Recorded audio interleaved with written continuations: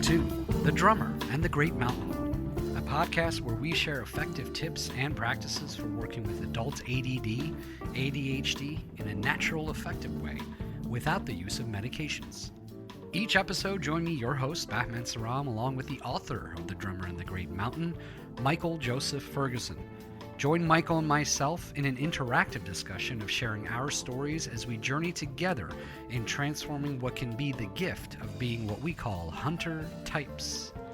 This podcast is intended to be your audio companion to the book written by Michael, who joins me each episode where we both will strive to foster dialogue, give you our personal insights, and share both of our experiences on this similar path that we are all on.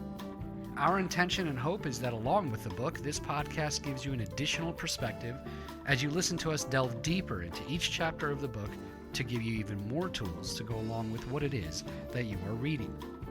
Visit us at drummerandthegreatmountain.com to purchase the book and look for more tools, tips, and updates, as well as giving us feedback on this podcast. Join our growing global community of creative types, entrepreneurs, and out-of-the-box thinkers on our shared journey. Welcome to The Drummer and the Great Mountain podcast.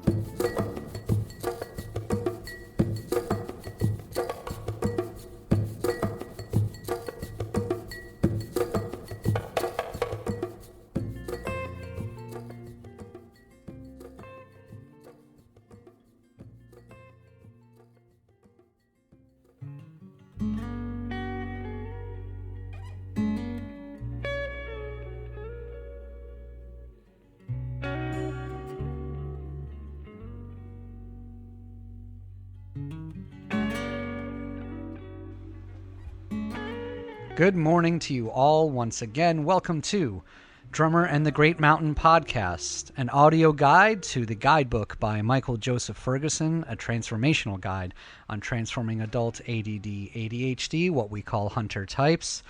And we are moving and grooving, ladies and gentlemen. We are moving and grooving. It is hard to believe we are already really towards the tail end of the book. We are actually at the tail end of the book.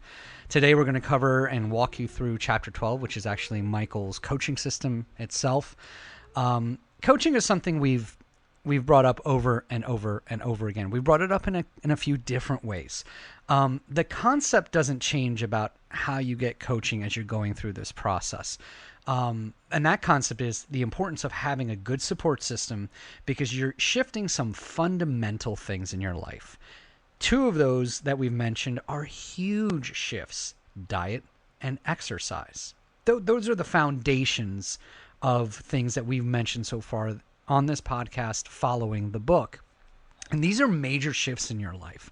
And these major shifts are difficult transitions to go through in your life, and that's where having some kind of support system comes in. And Chapter 12 really goes through Michael's own coaching system. He is a life coach that helps his clients through this process, and he's actually exposed it all here in this book. Should you not officially be able to get a coach, but want to have somebody, and this is something we'll get into, a family or a friend that can actually help you through this process, this chapter discovers that and discovers that with you and helps you get onto Michael's system, a system that he's come up with. There's many good life coaches that can help you through this transition process. This just happens to be Michael's system, and that works for him and his clients. So the concept doesn't change. It's the importance of having this support system to shift major diet and exercise, transitional things in your life, things that maybe you didn't have a routine in before. And then you're trying to move towards your goals. So it's exactly what we've been saying for 11 chapters long in this podcast. You're shifting some things, and the eventual nugget, the golden coins at the end of the rainbow, and I'm mixing so many different metaphors right now, it's incredible, is that you're trying to get towards your goals. And as a hunter type, you haven't been able to navigate through getting to the end of the rainbow, if you will, because these other things. So you need that support system for all of these. And you're going to see, I know it was for me, without this support system, it was the missing piece to make sustainable, listen to that word, sustainable and maintainable change. You're not trying to do something short term, which maybe, if you're like me previously as a hunter type, the question is not can you make a change. You were making changes before, but they just didn't stick. And that's what we're here for today. So as always, I'll bring in the author, Mr. Michael Ferguson. Hello, my friend, and good morning to you. Hi, how's it going? Good, man. Good. This is it's exciting, and it's I can't believe we're already here. But get me into and get us into your coaching system, and and tell us all about it, and navigate us through this chapter. I had one note before we jump Sure. in there. We got so many wonderful emails, messages, Facebook messages from people who are listening to the podcast. So thank you so much. They are so welcome, and it gives us the fuel to keep going. Wanted to make one note. I received one email from someone who was talking about tips on transitioning off medications, and there was mentions of like ADD meds, and there was also a mention of antidepressants. And so I want to make it very clear, and we've said this throughout the podcast. So I want to make it we are not medical professionals. We're not going to mention anything about transitioning off medications except you have to do it with your doctor. I just cannot stress that enough. And especially if you're using antidepressants, it is essential you do that with the doctor. My suggestion is if you're hearing any of this material, do the your decision to get off medications is your own decision. We are not advocating that. I would say if you're taking anything from the podcast or the book, go through and start doing the essentials, focusing on your diet, focus on your exercise routine. If you choose on your own volition that you want to get off the medications for yourself, do it with a doctor. It is essential to do it that way. And again, we have no uh, everyone's different. Everyone's on their own path, and you have to educate yourself and make decisions for yourself. So I just want to just really emphasize that, especially with antidepressants.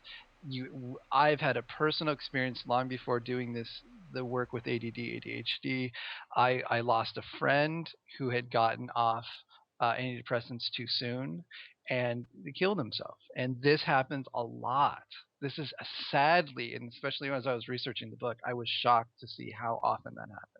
Please, if you're transitioning off any medications, do it with your doctor. Be extremely cautious. And again, we're not advocating it. We're actually trying to reach people that may have gotten off ADD meds and because they were having problems because there can be side effects, and we want to provide an alternative where people can use diet and nutrition and explore those as options and then try it out for yourself. And these are things that anyone can do, and these are health suggestions that are not just for people with ADD, but anyone can benefit from it.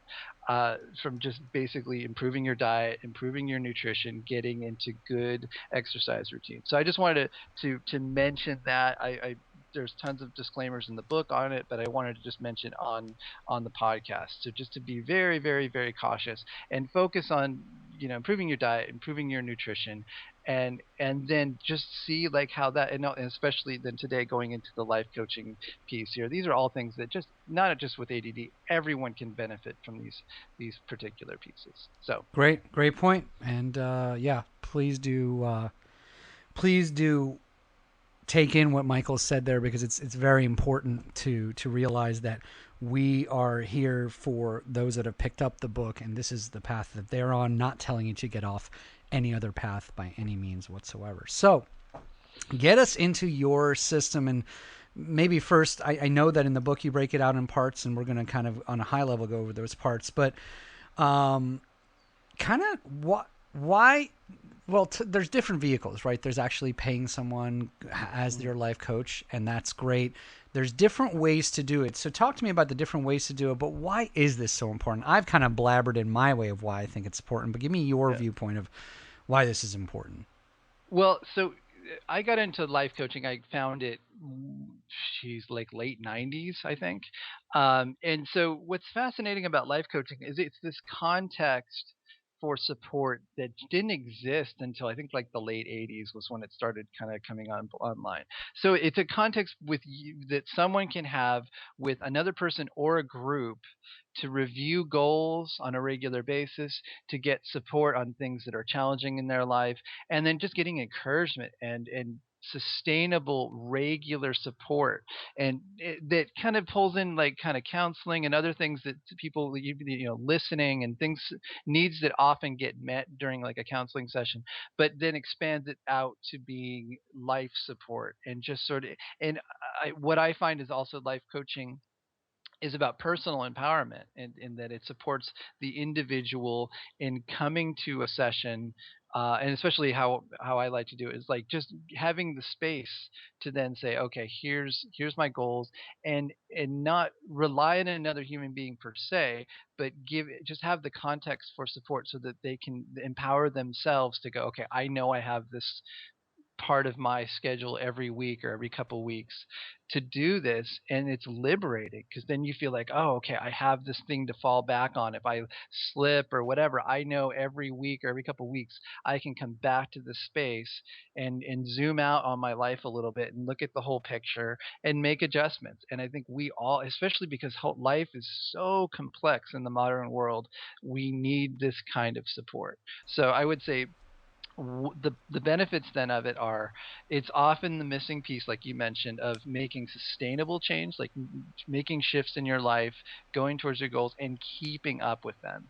And it could be a life coach, and as we're going to discuss today, even friends and family members may be your surrogate life coach that really gets you going and help you check in on your goals, and that it's accountability, it's inspiration, and you're getting encouragement. That's And huge. Those three things you just mentioned: the encouragement, the inspiration, and the accountability. I think editorial opinion, as always, because that's what this whole show has been for me, yeah, and it always is. I'm giving you the full transparency of my experience on this path, and it gets back to when you mention accountability. I get back to something you mentioned a couple podcasts ago, and you mentioned in the book, and that's integrity. And there's this self-integrity that we have challenge with as hunter types, not because we aren't trying to be true to ourselves. It's because we're kind of all over the place, that we don't stick with something and stick with our own promises. Having this other person, and as Michael has said, it could be a group, right? yeah, Is this accountability piece? Here's what it did for me. I should have known it works because for my personality type, I can only speak for me. The only times I really made significant leaps forward in health was when I would get a trainer at the gym, and yes, it costs a lot of money, and I had no business spending that kind of money, but it always was this Kickstarter for me when I unfortunately would lose my way to get back into it. I didn't keep the trainers forever, but there was something about that accountability. It's this other person. And then, when I would have the trainer, it was like, I know I'm about to go work out with him today. Why am I going to put this piece of food in my mouth and then be dragging by the time I get to the gym? And he's going to know. He's going to be like, what did you eat? I know you didn't eat something on the plan. You're dragging right now. You can't do the push-ups the way you used to when you're on my plan. So there's something, and here's my whole point, is that it becomes the accountability for me led to the inspiration. You're inspired to, and I don't want to say impress this person, so it's not necessarily that, there's probably a better word, but you're inspired to have them say, wow, that's great. Wow, you're doing well. And that's not the kid inside you. It has nothing to do with being an adult or a child. That feels good. And guess what? If you feel good about something, little by little, that's going to build the confidence in you to keep on going and building the routine. So I just thought that's I'd it. throw that out there, that it's the accountability portion that led to me to be inspired and to be encouraged. So that's how those three words kind of flowed for me.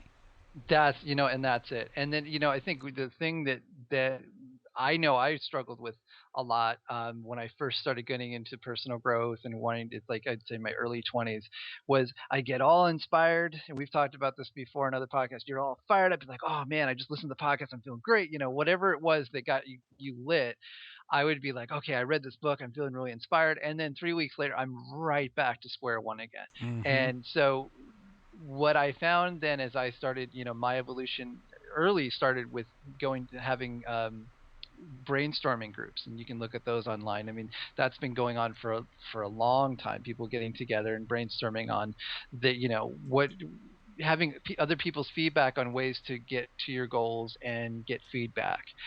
Those were like seminal in me kind of seeing like, oh, this missing piece of support is essential to making any meaningful change, and it is so difficult when you don't have it. So even listening to the podcast, if you're listening to it once a week, this is part of your support system.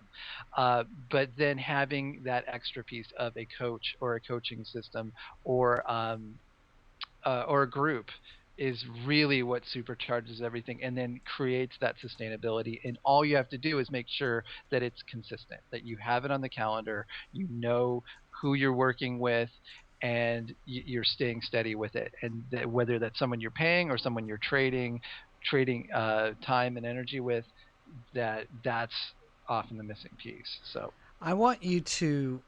I'd like to hear the process itself. We're going to get into that, but I think before we do, I'd be remiss if I didn't bring up something that I've mentioned before when we've touched on this topic in other episodes. And I've said, you know, one of the things I said, I have to say, I shared it because it was my personal experience, and I just want to get into the detail, which is, I said, be careful who you select as your hmm quote unquote coach. If you're not going to go out and get a coach that you, because of whatever you're going through, financial or otherwise, or you just wanted to try out first, not like hiring a life coach, but I can yeah, use a family member. I've said before, be careful with that. That was my yeah, caveat. Now I want to tell you why kind of I said that. And I think that's totally a personal thing. So I don't want anybody out there not trying a family member first, but I think that came from a personal experience. I come from a culture, and we're very proud of this, and I'm not judging it either because it's part of what's beautiful about the Persian culture is we are very, very, very involved in each other's business, even through adulthood, to a point where in our culture, especially as a guy, you have to draw a boundary with your family. It's the ever evolving. And by the way, I'm not saying it's just the Persian culture. There's probably a lot of Eastern cultures out there that can feel what I'm saying, especially men like myself who came into America, came into the West as a child, and then yeah, their parents have a hard time saying, they have a hard time releasing the old culture. Because if I still lived in the old country at 40 years yeah, old, I would have 10 family members instructing me every day what to do, how to do it, how to raise the child, what to eat. They yeah, would, but we're here now. We've been here for 30 years. So yeah, when I said be careful, I just want to say that came because of what I've been through, and I'm not judging it. I love my yeah, family. I adore them for what they are. yeah, Just for me, we've said so many times on this podcast, haven't we? Find what works for you just within this context. Within this context, it didn't work for me. It would have never yeah, worked. I would have never been here if I had selected one of my family members to help me through this, because there was way too much um, penetration of the boundaries, and it yeah, would have never worked. But you, with your family, maybe your yeah. family is different. Try it, So, anyways, I just wanted to get that out there because I know it's something I've mentioned before.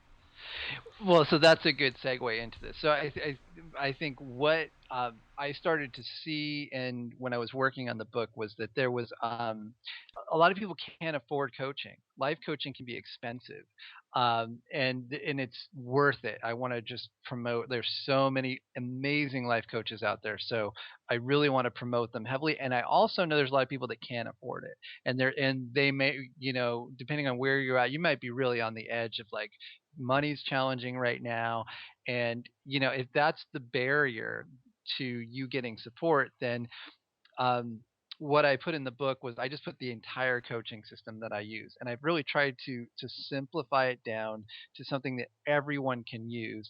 And it is what I found is that this system has not changed since pretty much I started using it in around 2008, 2009, when pretty much it coalesced fairly quickly.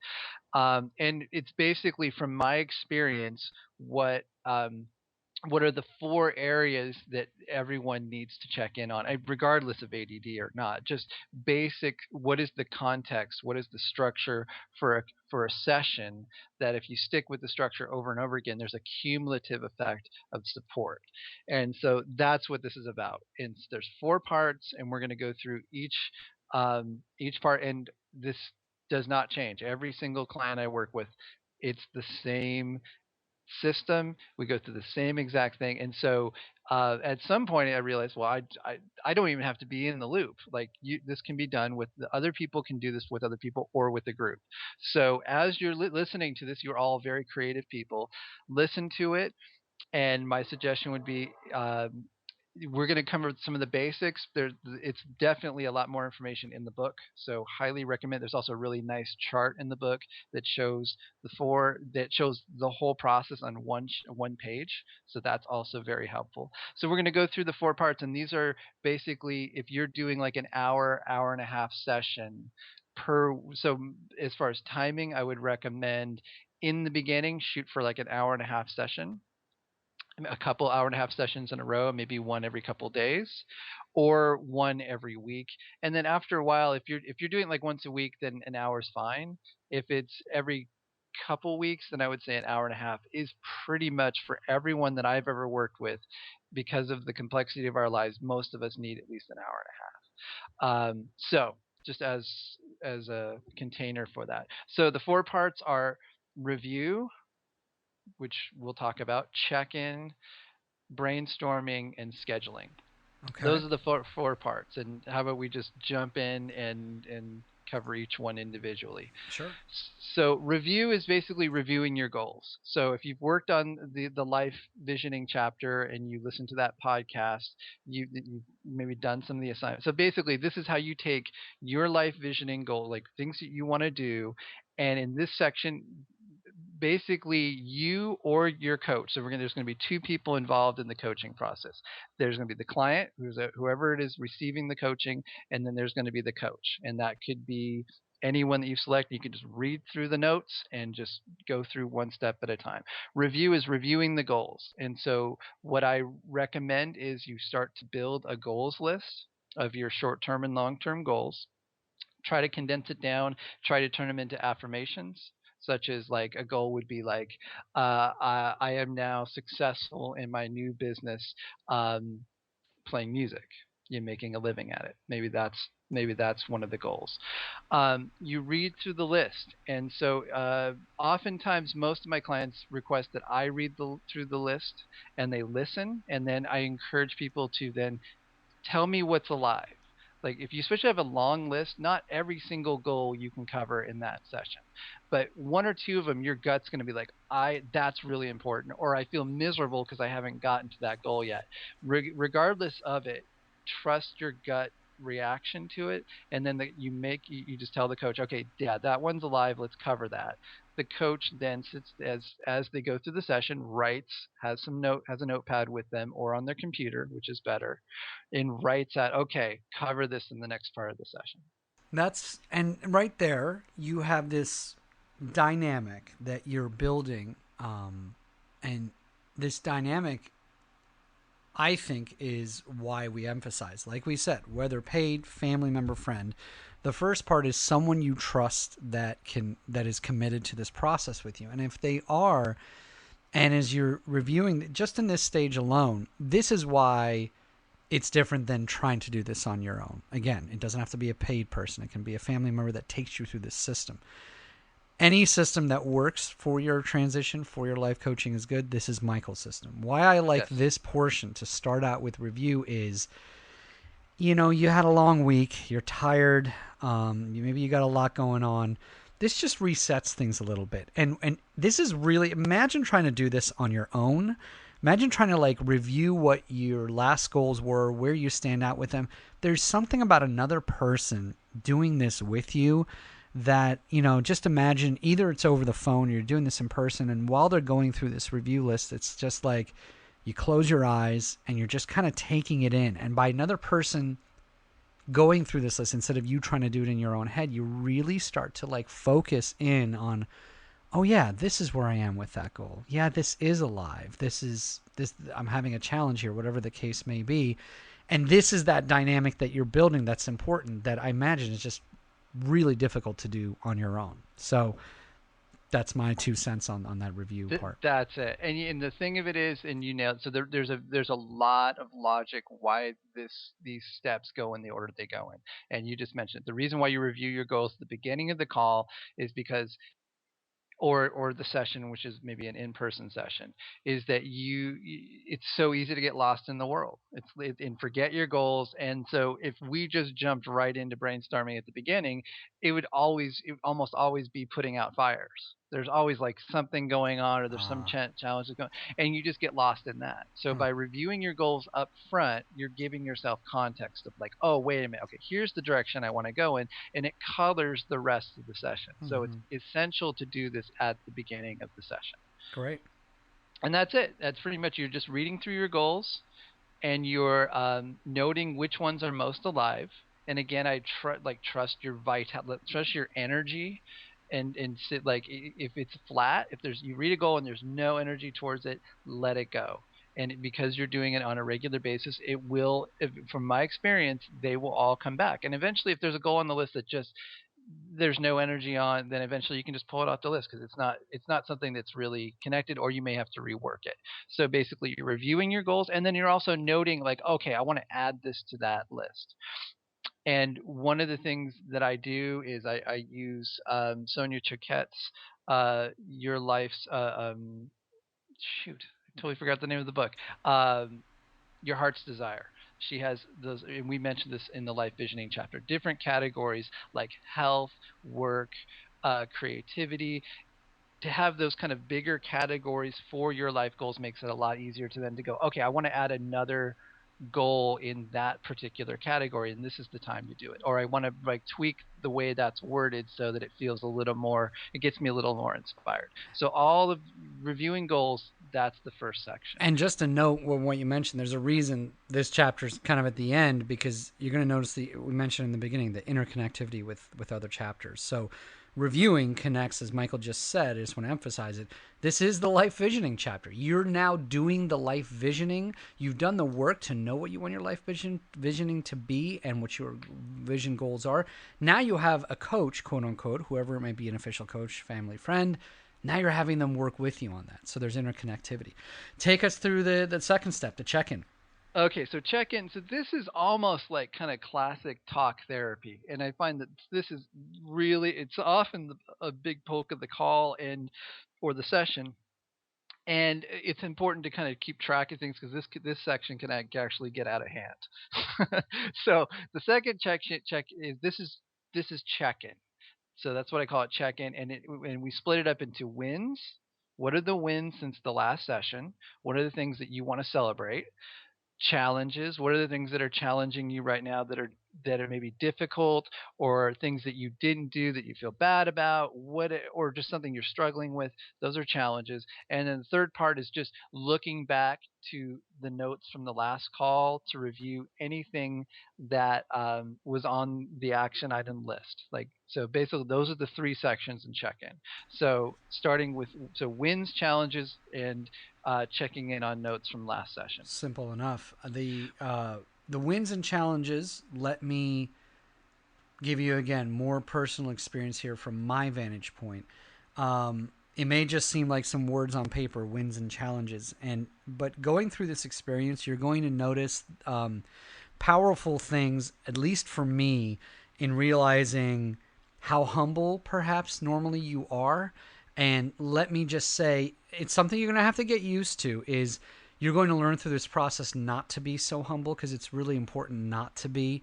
And that you're going to realize, again, working with a person, that sometimes you may not see something that's happened during the week or some things as wins, because you're looking for, I feel like we recently went through this, which is you tend to, there's a perfectionist side to us, I think, that we mentioned in previous chapters, why you said 75%, 80% is good.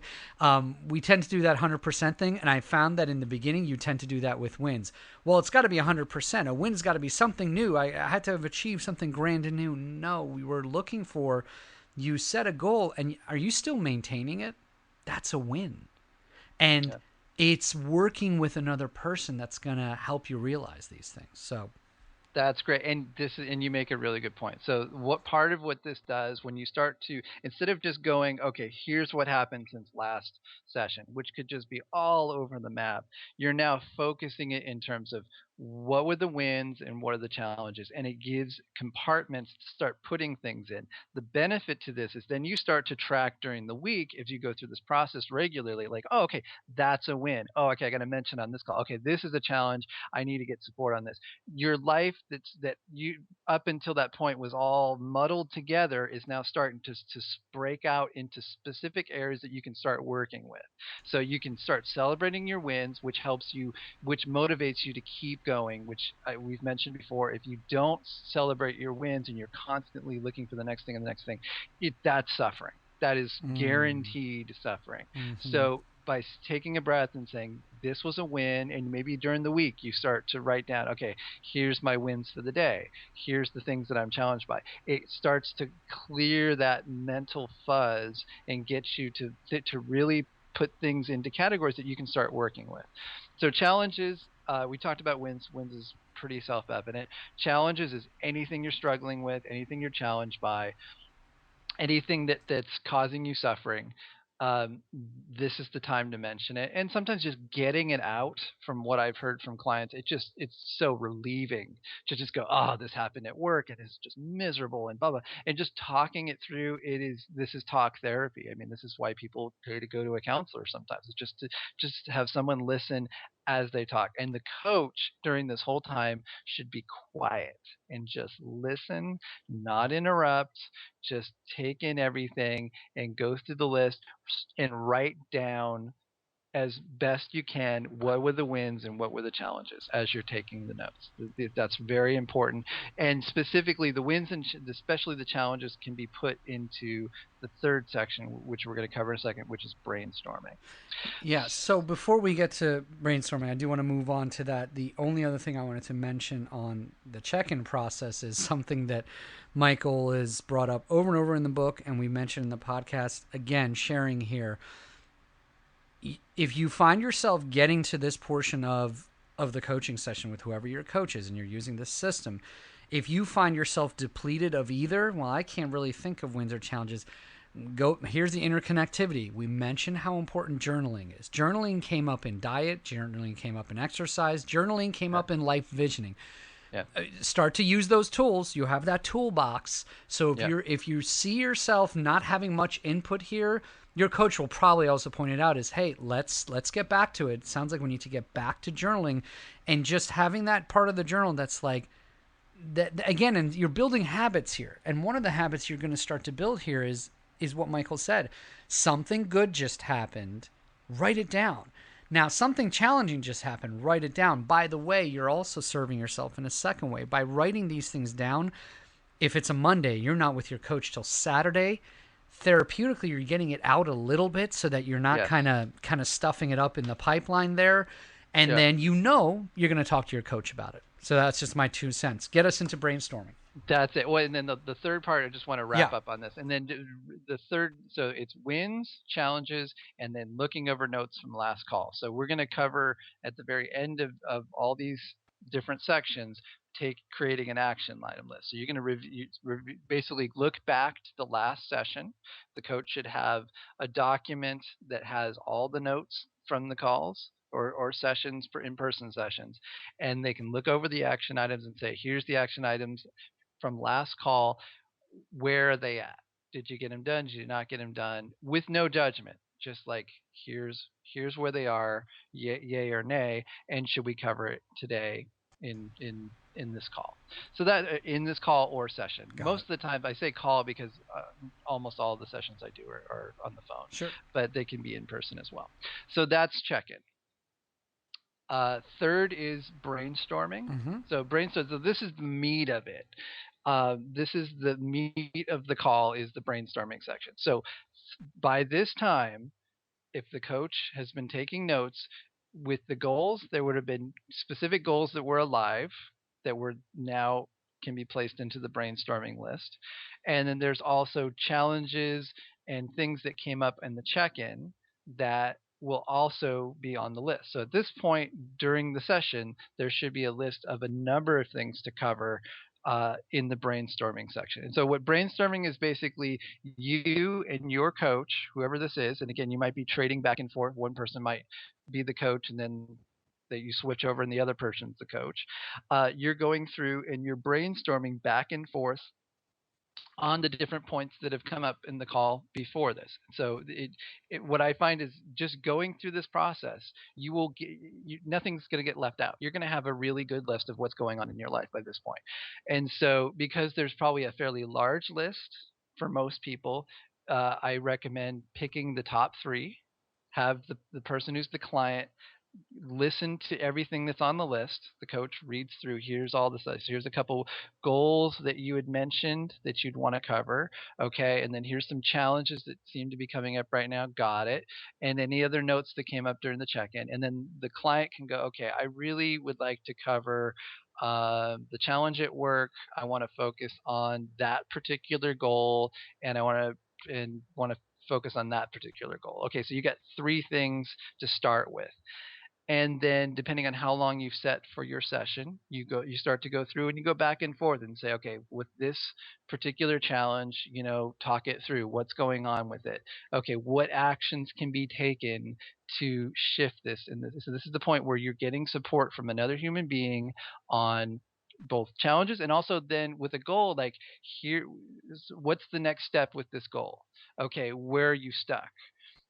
Simple questions, and you most of the time the client has got a lot of the answers. Like, when people get active listening, Mm. you'd be surprised that, like, if there's something that you're really stuck on, most of the time I would say that I don't say it a ton when I'm working with a client. It's usually just offering them listening, offering a few pieces of feedback, and then they've got a lot more information on their life than I do, Hmm. even if I'm talking with them regularly. So it's just a context for then to brainstorm on, okay, well, here's some pieces that I can do to move forward on that particular goal.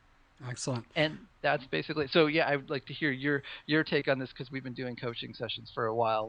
What's your thought on the brainstorming section? Yeah, brainstorming is where it gets, it's where it gets exciting. I've noticed that, especially with how your wins and challenges are for that week, it's interesting how it leads to brainstorming because if you, with a coach, I've noticed that, and I've heard from other people who have coaches that, with the right coach, the one that's right for you, is you both start to find this rhythm, and it's that coach's outside perspective that helps, like, sounds like we're kind of coming up with the same challenge here, week after week. Brainstorming is the way to kind of help solve that. And then with the wins, what's great about the brainstorming is, it's what kind of gets you to the next level. If you're having wins, that's great. You realize, like, how do I now get to the next level of that goal? That may be an exercise goal, that may be a diet goal, whatever it may be. Yeah, no, this is all good. And just to review for out there, because we're getting ready to wrap up the 4 parts here. So far, it's been review. Remember the interconnectivity. The review session is what connects with your life visioning chapter. Next, the coach is checking in, going over your wins and challenges, and with no judgment, reviewing those for you. And this is that part where the coach is just listening. There's a lot of listening that happens on the coach's part here. And we just covered brainstorming, which is all about the problem solving and the visioning. This ignites the active listening part, of the session, and what it does for what's important here for both the coach and the client. So those are the three: review, checking, and brainstorming. Now get us into scheduling. Okay, so scheduling's the last piece. So this is basically you've now brainstormed, you've gone through the list. Now you should have a list of action items, specific actions to take in regards to both goals that you've talked about and action, and also struggles or challenges that you're working on.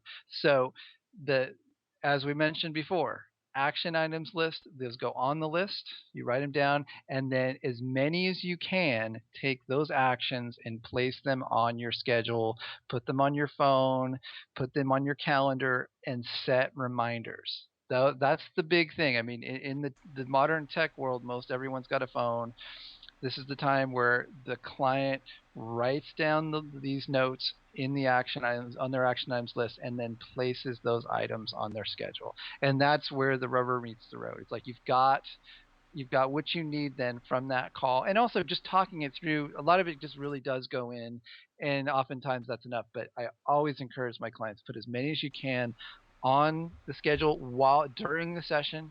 I It's not even the best to wait until after the session to do it, because sometimes then you get distracted and nothing happens with it. So take some time at the end of the session. Make sure you have all the action items that the coach has taken down. They can also email them to you. That's what I often do with my coaching clients. I send them a list of notes from the call, and then schedule the next time to get together. Mm-hmm. And that's it. So those are the four. And then I just want to, as we wrap up here, I want to just give a couple notes in terms of how to do this and ways to make this happen, so Sure. you can move on from there. Yeah, just before that, the last piece here, scheduling, ties right again. Here are the interconnectivity pieces. Scheduling is why we did a two-parter on one chapter, an important chapter on time management. So you see the interconnectivity here. Scheduling is right back to that time management piece. Here in scheduling, you mentioned setting reminders. That's a big piece of the time management piece. Yeah. So now get us, in wrapping up here, get us into, this is what you do during the coaching session. This is your system and how to use it. How do you go about, would you say, in closing, to finding a life coach? What do you recommend? Yes. Okay. So if you're gonna do, I'd say the simplest thing to do is, if you like this, if the system resonates with you, it's going to be really difficult just to listen to this podcast and actually get enough out of it. You really need the book, and I'm not trying to push the book all the time, but the book, it's got it in it. I put in all the information you need. It's a good reference to have with you if you're doing a trade with someone else to read through it. So here's the deal: everyone in the world needs a coaching session. Like, everyone can benefit from life coaching. Period. So it doesn't matter ADD or not. You can find someone in your life to do a trade with. So my suggestion would be, find someone to trade where you do the coaching and then they coach you, and you split, you just set outside that time regularly. It could be another hunter type. You know what, it's, even though we're challenged, like, I'm a hunter type and I've been doing coaching for years, so you guys are all capable of doing this yourself. So my suggestion would, find someone to do a trade with, and then just start going through the process. If you have the book, then you can just read through the book. You can actually look at the chapter. You can look at the page that has all the notes from beginning to end on how to do the coaching session, and just schedule it on a weekly basis, bi-weekly basis. There's someone in your life right now, it could be a friend, would be more than happy to do this, that probably needs it themselves. And and it may be really messy at first, and that's okay. The most important thing is consistency. Commit to at least 3 or 4 sessions, and in the beginning, at least do it once a week. That would be my recommendation. And then, as you were saying before, family members, I would say second tier. If you've got nobody else, then Mm-hmm. maybe a spouse, or someone in the family that you really have a good connection with. If it's someone who's really judgmental and is going to be very opinionated, That's don't not a good even person to go consider them. with. But a friend is good. A Yeah. friend is good. And even if it's someone who's struggling to, as long as they have the capacity to sit and listen and read through the notes and go, okay, I can sit down and do this, and and give yourself a couple sessions to kind of get the groove.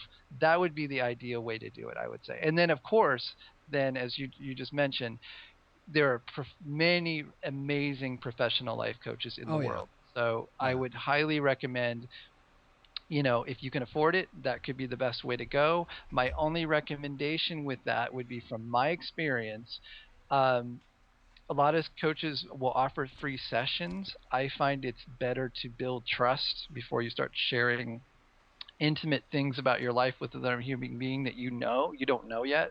So I would say, just request, instead of doing, my suggestion would be, request that they just tell you, like, talk to them for a little bit on the phone, 20 minutes, just to get a feel for, is this person, do I feel comfortable with them? Is this someone that I feel like I could do multiple sessions with and be a bit vulnerable with, and I feel a sense of trust? Or is it someone who's just I can't resonate with their personality? And just call 4 or 5 different people, test people out, and then pick the best one. And you'll know after 4 or 5 different coaches, you'll be like, okay, that person. And so all of them will give you some phone time just to talk. And that's So what I was going to say too, is don't give up on the process or yourself here.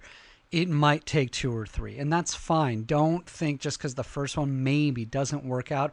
Remember, this is new to you, so you're just finding out how to actually do this process with someone. So the first one might not be for you because for whatever reason you just find it. But be honest with yourself. Usually your first instinct here, I found, is the right one. I'm just not going to. They're a nice enough person. They're good at what they do.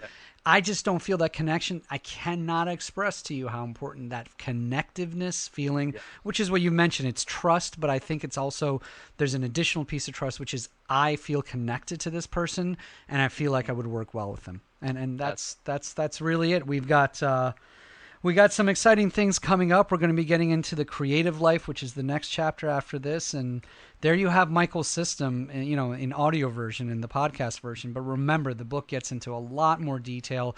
This is just an overall guide as you're going through the book. So make sure to definitely get The Drummer and the Great Mountain book. And that's really all I have for today, my friend. Anything in wrapping up, closing thoughts on your side?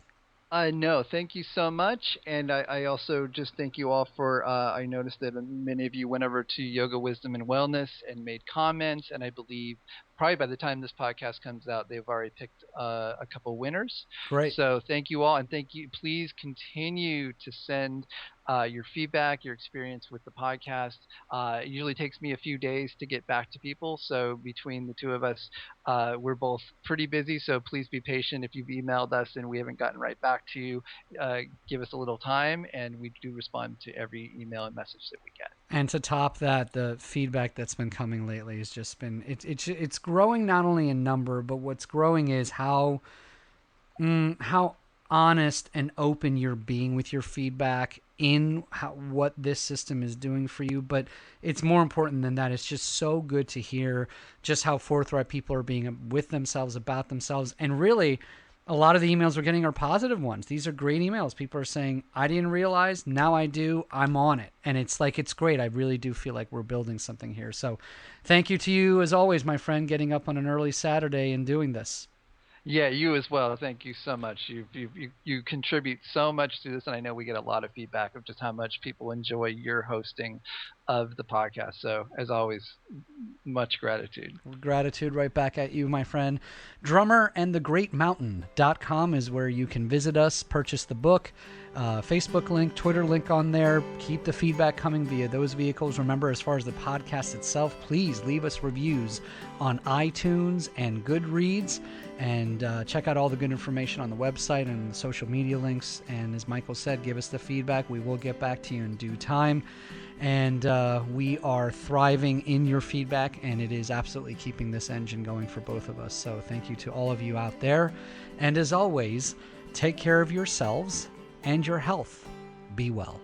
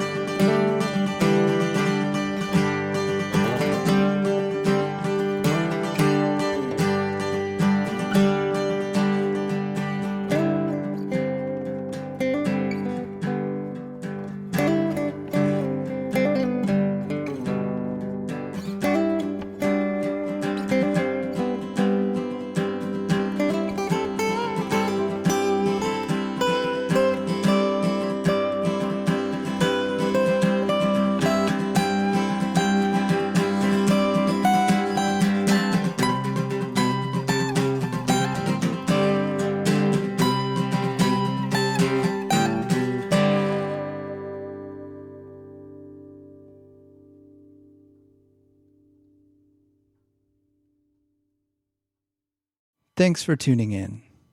This podcast is intended solely for the purpose of personal growth and not as a replacement for professional psychological support. The views and opinions of the hosts and guests of this show are not meant to be taken as medical advice. It is very important to seek the help of a qualified medical practitioner when making any shifts to psychiatric medication you may be taking, or if you are experiencing extreme psychological distress.